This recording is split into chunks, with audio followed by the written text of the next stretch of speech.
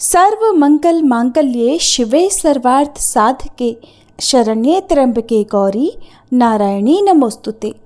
ओम उमा महेश्वराय नमः। ह्रीं मंगले गौरी विवाह बाधाम नाशाय स्वाहा। या देवी सर्वभूतेषु माँ गौरी रूपेण संस्थिता नमस्तस्यै नमस्तस्यै नमस्तस्यै नमो नमः। जय माता दी। आप सभी पर माँ महागौरी की कृपा सदा बनी रहे। आज सावन मास का चौथा मंगलवार है। इस शुभ अवसर पर आज आप सुनेंगे माँ मंगला गौरी की व्रत कथा और आरती। मंगला गौरी व्रत की पौराणिक कथा के अनुसार एक बार की बात है, एक छोटे से गांव में एक साहूकार अपनी पत्नी के साथ रहा करता था। साहूकार धनवान था, उसके घर में धन या सुख समृद्धि की कोई कमी नहीं थी, लेकिन फिर भी वह और उसकी पत्नी संतान न होने के कारण बहुत दुखी रहा करते थे। संतान की कमी उन्हें हमेशा कचोटती रहती थी। एक दिन की बात है, उस साहूकार के घर में एक साधु महात्मा आए। साहूकार ने उनका खूब आदर सत्कार किया और उन्हें अपनी समस्या, अपने दुख के बारे में बताया। साधु महात्मा ने साहूकार की पत्नी को सावन महीने में मंगलवार को किए जाने वाले मंगला गौरी व्रत करने की सलाह दी। साथ में पूजा विधि के बारे में भी संपूर्ण जानकारी दी। इसके बाद साहूकार की पत्नी ने सावन महीने के पहले मंगलवार से ही मंगला गौरी का व्रत और पूजन करना शुरू कर दिया। अब वह हर मंगलवार को विधि पूर्वक व्रत और पूजा पाठ करने लगी। इस प्रकार कई महीनों तक उसने ये व्रत किया।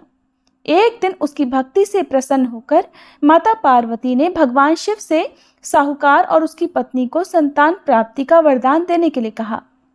साहूकार को उसी रात स्वप्न में एक दिव्य शक्ति ने दर्शन देकर कहा, हे साहूकार, एक आम के पेड़ के नीचे भगवान गणेश की मूर्ति विराजमान है। तुम उस पेड़ से आम तोड़कर अपनी पत्नी को खिला देना, इससे तुम्हें संतान की प्राप्ति का सुख अवश्य मिलेगा। साहूकार ने अगले दिन सुबह उठकर अपनी पत्नी को इस सपने के बारे में बताया और वह उस आम के पेड़ को ढूंढने निकल पड़ा। बहुत देर तक ढूंढने के बाद आखिरकार साहूकार को वह आम का पेड़ मिला जहां भगवान गणेश की मूर्ति विराजमान थी। उसने आम तोड़ने के लिए उस पेड़ पर पत्थर मारना शुरू कर दिया। पत्थर फेंकने से एक आम तो टूटकर नीचे गिर गया, लेकिन गलती से पत्थर जाकर भगवान गणेश की प्रतिमा को लग गया। इससे भगवान गणेश क्रोधित हो गए और उन्होंने प्रकट होकर उस साहूकार को श्राप देते हुए कहा कि हे स्वार्थी मनुष्य, तूने अपने स्वार्थ के कारण मुझे चोट पहुंचाई है। तुझे माँ पार्वती की कृपा से संतान की प्राप्ति तो होगी, लेकिन उसकी मृत्यु 21 वर्ष की आयु में ही हो जाएगी। ये सुनकर साहूकार बहुत घबरा गया और वह वापस घर चला गया। उसने वह फल अपनी पत्नी को खिला दिया, लेकिन किसी को भी इस घटना के बारे में नहीं बताया। कुछ दिन बाद भगवान शिव और माता पार्वती के आशीर्वाद से साहूकार और उसकी पत्नी को पुत्र की प्राप्ति हुई, जिससे उन दोनों के जीवन में खुशियों का ठिकाना नहीं रहा। लेकिन साथ ही साहूकार इस बात से भी मन ही मन चिंतित था कि उसका पुत्र अल्पायु होगा। देखते देखते समय बीतने पर वह बालक 20 वर्ष का हो गया और व्यापार में अपने पिता का हाथ बटाने लगा। एक दिन घर लौटते समय साहूकार पेड़ की छांव में तालाब किनारे बैठकर अपने पुत्र के साथ भोजन करने लगा। तभी वहां पर कमला और मंगला नामक 2 कन्याएं कपड़े धोने के लिए आईं और कपड़े धोते हुए आपस में बात करने लगी। कमला ने मंगला से कहा कि बहन, मैंने इस सावन मास में प्रत्येक मंगलवार को मंगला गौरी व्रत रखने का निश्चय किया है। तुम भी माँ पार्वती को समर्पित ये व्रत अवश्य करना। इससे माता पार्वती प्रसन्न होती हैं और उनकी कृपा दृष्टि भी अपने भक्तों पर बनी रहती है। इस व्रत को करने से मनोवांछित वर और अखंड सौभाग्य की प्राप्ति भी होती है। कमला की बात सुनकर मंगला भी इस व्रत को करने के लिए तैयार हो गई। दूसरी ओर साहूकार ने उन दोनों कन्याओं के बीच की बात को पूरा सुन लिया और अपने मन में ये सोचा कि ये कन्या मंगला गौरी व्रत करती है, इससे इसे अखंड सौभाग्य की प्राप्ति होगी, तब तो ये मेरे पुत्र के लिए योग्य वधू साबित होगी। ऐसा सोचकर वह उन दोनों के विवाह का प्रस्ताव कन्या के पिता के पास लेकर गया। साहूकार के गांव में प्रतिष्ठा और मान होने के कारण कमला के पिता अपनी पुत्री का विवाह साहूकार के लड़के से करवा देते हैं। विवाह के बाद भी कमला विधि पूर्वक मंगला गौरी का व्रत रखना जारी रखती है। उसकी इस भक्ति भाव से प्रसन्न होकर एक दिन माता पार्वती उसे स्वप्न में दर्शन देती हैं और कहती हैं, बेटी, मैं तुम्हारी भक्ति से अत्यंत प्रसन्न हूँ, इसलिए तुम्हें अखंड सौभाग्य का वरदान देती हूँ। लेकिन तुम्हारा पति अल्पायु है, इसलिए अगले महीने मंगलवार के दिन एक सांप तुम्हारे पति के प्राण लेने आएगा। तुम उसके लिए एक प्याले में मीठा दूध रख देना, उसके पास एक खाली मटका भी रख देना। सांप दूध पीकर उस मटके में चला जाएगा, तब तुम उस मटके को ऊपर से कपड़े से ढक देना।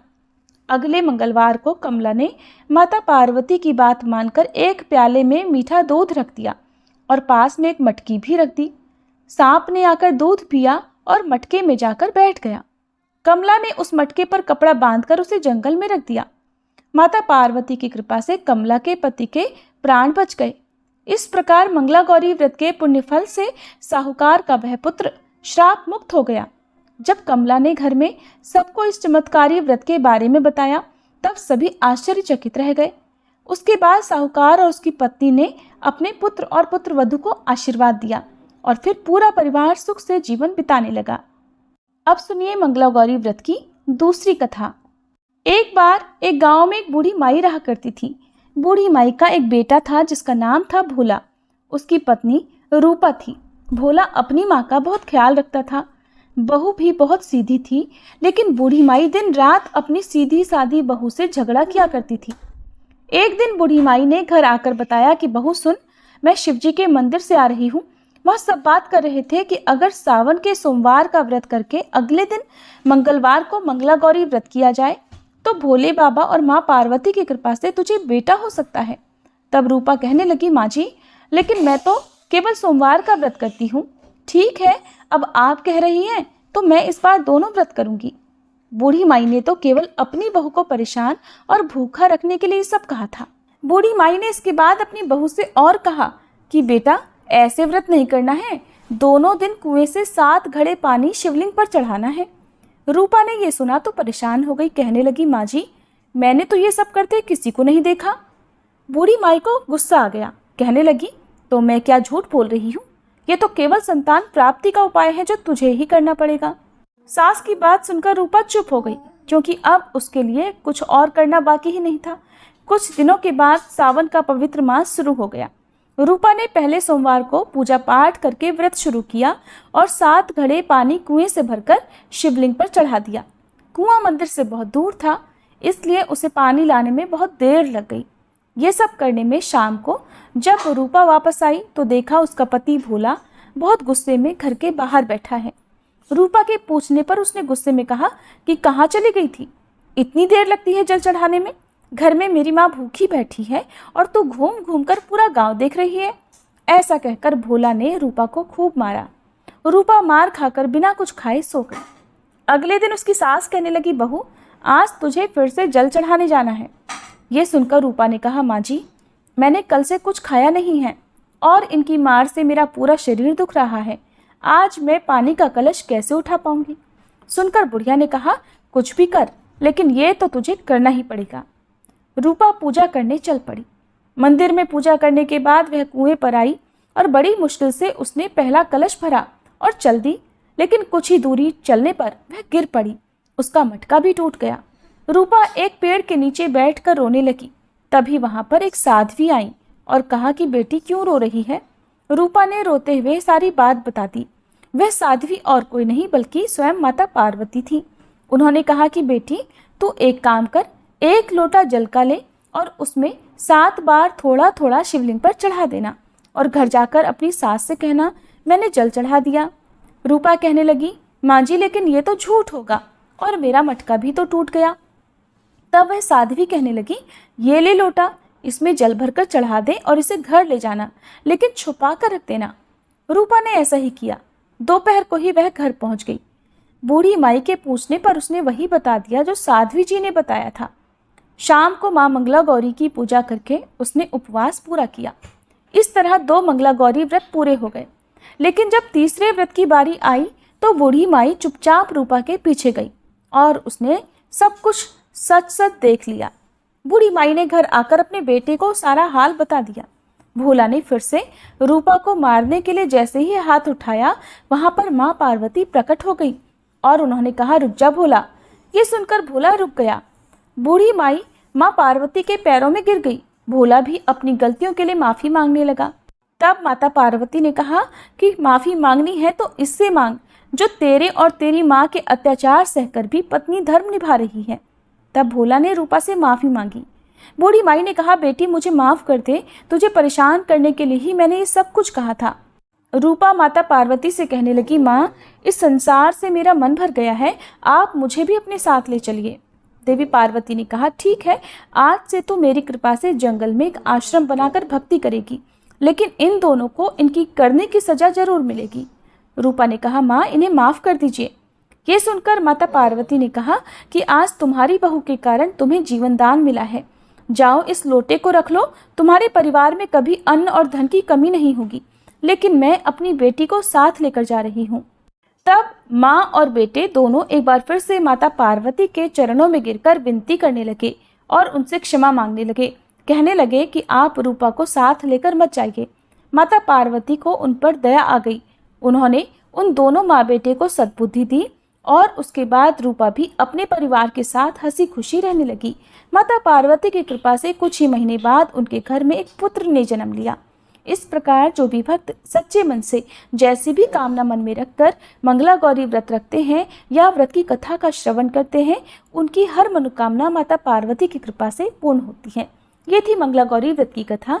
अब सुनिए आरती। जय अम्बे गौरी मैया, जय श्यामा गौरी, तुमको निश दिन ध्यावत, मैया जी को सब दिन मनावत, हरि ब्रह्मा शिवरी।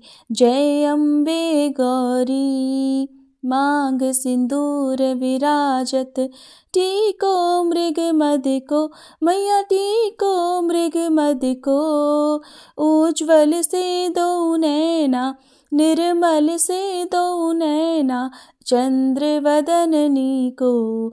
जय अम्बे गौरी, कनक समान कलेवर, रक्तांबर राजे, मैया रक्तांबर राजे, रक्त पुष्प गलमाला, लाल पुष्प गलमाला, कंठन पर साजे।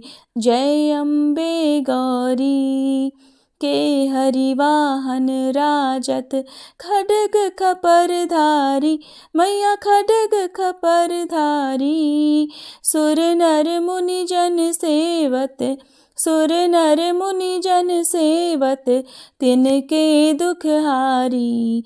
जय अम्बे गौरी, कानन कुंडल शोभित, नासाग्रे मोती, मैया नासाग्रे मोती, कोटिक चंद्र दिवाकर, कोटिक चंद्र दिवाकर, राजत समज्योति। जय अम्बे गौरी, शुंभ निशुंभ विदारे, महिषासुर घाती, मैया महिषासुर घाती, धूम्र विलोचन नैना, मधुर विलोचन नैना, निश दिन मदमाती। जय अम्बे गौरी, चंड मुंड संहारे, शोणित बीज हरे, मैया शोणित बीज हरे, मधु कैटभ दो मारे, मधु कैटभ दो मारे, सुर भयहीन करे।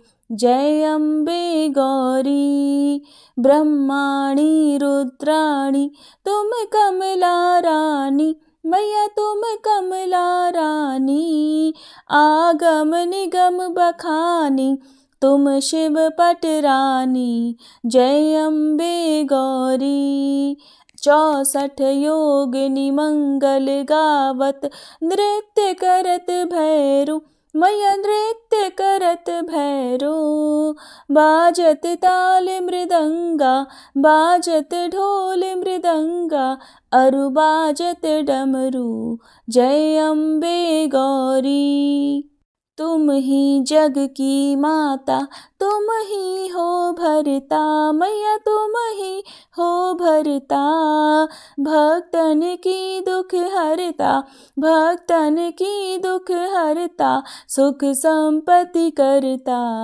जय अम्बे गौरी, भुजाचार अति शोभित वर मुद्राधारी, मैया वर मुद्राधारी।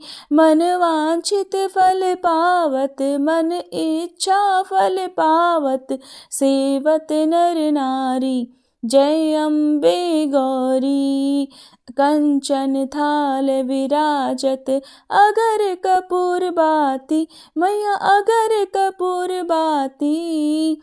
श्रीमाल के तुम्हें राजत, श्रीमाल के तुम्हें राजत, कोटि रतन ज्योति। जय अम्बे गौरी। श्री अम्बे जी की आरती जो कोई नर गावे, मैया जो कोई नर गावे। कहते शिवानंद स्वामी, रटत भोलानंद स्वामी, सुख संपत्ति पावे। जय अम्बे गौरी।